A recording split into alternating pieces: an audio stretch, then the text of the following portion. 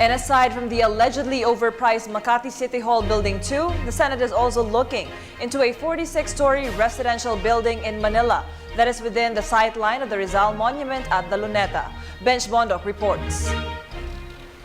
Senator Pia Cayetano wants a probe on the erection of the condominium Torre De Manila at the rear side of the monument of Dr. Jose Rizal in Luneta Park. This was the gist of the hearing of the Senate Committee on Education, Arts and Culture, headed by the Solon held at the National Historical Commission of the Philippines in Manila.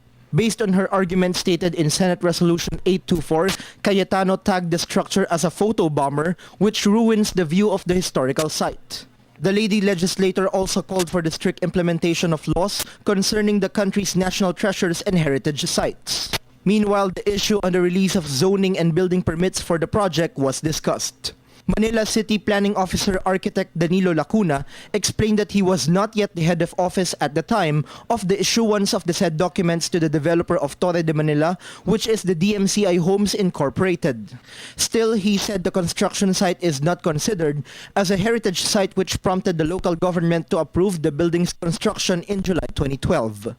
However, the City Council during the term of then-Mayor Alfredo Lim ordered the suspension of the project after it was found out that it violated regulations of the city zoning ordinance. These violations are set to be scrutinized by Cayetano's committee. Here, she cited the possibility of the cancellation of Torre de Manila's erection. Clearly to me, there were probably shortcuts, possibly violations in the procedures observed in the local government. So, ang tanong is, who will be responsible for that, di ba? There could be dereliction of duty on the part of some government officials, and there could be bad faith on the part of the private investors. In the civil code, we have provisions on good faith and bad faith builders. No? So, if it appears that a builder is not in good faith, then under our civil code, they will bear the burden of demolition, of removal, and that can be done. The court can order that.